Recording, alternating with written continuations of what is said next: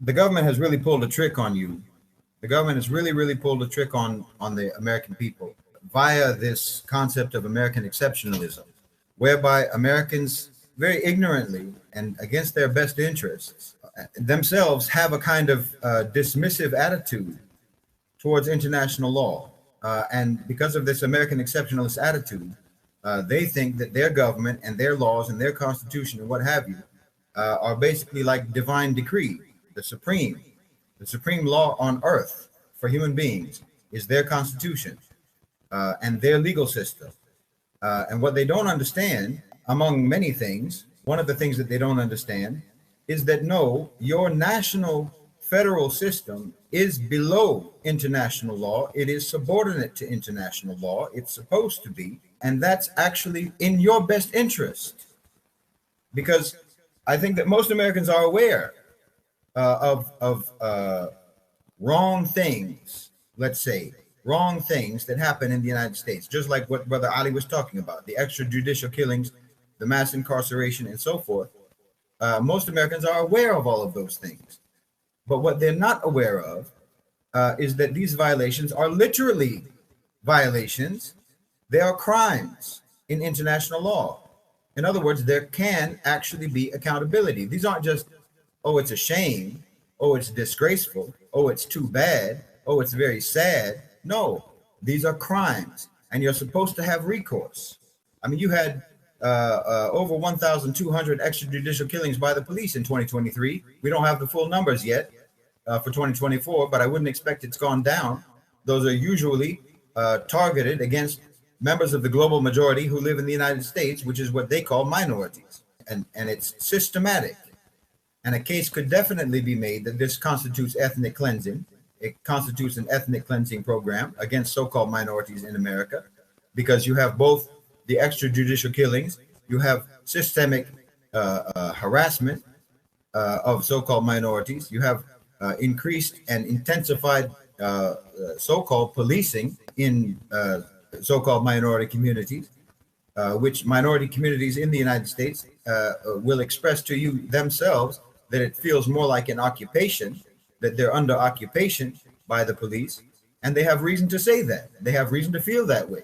And what they need to understand is this is not just, oh, it's too bad, oh, I wish it wasn't that way. No, this is a crime in international law, and you're supposed to have recourse to that. I mean, we all know that the United States, from the very foundation, was rooted in the dispossession and the suffering of the indigenous people. No one talks about that. No one really talks about that, because for obvious reasons, it's incredibly awkward to talk about the Native Americans in the United States. There isn't a treaty that they haven't violated against the Native people. And that's not just in the past. That's not just history. Today, you have projects like the Dakota Access Pipeline, which desecrates lands that those people consider holy. Okay, like I said, that's not just a shame. It's not just sad. It's not just unfair. It's a crime. It violates Article 26 of the UN Declaration on the Rights of Indigenous People. They can be held accountable for that. Not to mention, on the so-called reservations, you have persistent neglect of healthcare, persistent neglect of education, and basic services for Native communities, for Native American communities. This is a direct breach of the Universal Declaration of Human Rights. This isn't even a difficult case to make. You have uranium pollution on Navajo lands, not to mention other environmental disasters, which constitutes, you can make the argument, it constitutes environmental racism, because you don't do it in other places. So this violates both the Stockholm Declaration on the human environment and basic principles of justice, and as I say, the Universal Declaration of Human Rights. You have speaking of environmental crises, you still remember just a couple of years back, the Flint water crisis, which until now isn't completely resolved. And you had the chemical spill that was caused by the Ohio train derailment. These are not just, again, environmental disasters where everyone can say, oh, what a shame that that happened. These are crimes. In Flint, lead contamination isn't an accident. It's the result of systemic neglect that violates the fundamental right to clean water, which is recognized by the United Nations in Resolution 64, subsection 292. You understand? These are crimes being committed against you by your own government, but they don't want you to even think about that because they want you to have this exceptionalist mentality where you think international law isn't supposed to apply to you. But they don't want you to think that it applies to you because they're violating it against you. I mean, not to mention about Flint, you've got toxic water being dumped in marginalized communities all the time. This is a breach of the, what's it called? Basel Convention on Hazardous Waste Disposal. This is a crime. It's callous disregard for the lives of people who lack political and economic power in the United States. That's why the law exists, so that you can have recourse. And like what Brother Ali was talking about with homelessness and the process by which people become homeless in one of the so-called wealthiest nations on earth, where workers are denied fair wages, unions are crushed, and everyone just shrugs their shoulders as if a company has the right to crush a union. Well, union busting violates the International Labor Organization's Convention number 87. It's against the law. It's against international law to do that. You don't have the right to do that. You have a guarantee in international law for the right for workers to organize, not to mention wage stagnation, systemic poverty. Now, everyone in the United States just feels like, well, that's just capitalism. You know, some rise, some fall. Everybody's got to struggle on their own. Pick yourself up by your bootstraps, rugged individualism, so on. No, that's a breach of Article 11 of the International Covenant on Economic and Social and Cultural Rights. This is a violation of the law, of international law, which exists precisely for people like you who have the law violated against you throughout your whole life. But they don't want you to think that you have any recourse to that. As Brother Ali was talking about with the homelessness, how can this be such a pervasive issue? This is a betrayal of humanity. And again, most relevant to our discussion, it's a crime. Not to mention, we've talked about it before, the mass surveillance, privacy violations, data collection, spying on citizens, collecting their data without their approval, without their consent, without a warrant, without cause. That's a violation of Article 17 of the International Covenant on Civil and Political Rights. Yes, it's against the law. They don't have a right to do that. Just because they say they have a right to do it, and their federal government says they have a right to do it, and they put something on paper within their country that says they have a right to do it, it doesn't mean they do. They don't have a right to do it. The covenant that I mentioned on civil and political rights, that guarantees protection against arbitrary interference with your privacy. That includes your data, the extrajudicial killings, which they report as police brutality or police shooting or whatever. But if it was done anywhere else in the world, they would call it what it is, an extrajudicial killing by the security forces. Everybody knows the names of George Floyd, Breonna Taylor, and so on, countless others that are etched in the collective memory as symbols of a system that we know is systemically targeting so-called minorities. Well, extrajudicial killings violate the right to life about as explicitly as it can be violated. And that right to life is enshrined in Article 6 of the International Covenant on Civil and Political Rights, not to mention the Universal Declaration of Human Rights and the prohibition of torture as well, which is in Article 7 of the Covenant on Civil and Political Rights. And even protests in the United States, peaceful protests, that's a fundamental right under Article 21 of the Covenant on Civil and Political Rights. And those are met with violence and suppression in America. We know it. The judicial system, just like he said, the judicial system and the prison system, the private prison system that enslaves inmates potentially for life if they have a life sentence and they have to work for free for the profit of private enterprise. Well, that's slavery. There's not another word for it. You force people to work, mass incarceration. This systemic. I mean, and you can't deny it if you look at the numbers. You can't deny that this is a systemic targeting of a particular population or particular populations. Well, that's a violation of what's called the Nelson Mandela rules for the humane treatment of prisoners. It goes on and on how much your government is actually violating your rights under international law. And that's exactly why they never want you to think about international law. I think most Americans aren't even aware of the fact that systemic racism, discrimination, and inequality are against international law. There's a law for that. Article 26 of the International Covenant on Civil and Political Rights, Convention on the Elimination of All Forms of Discrimination. These are all laws being broken against you. These are all crimes being committed against you.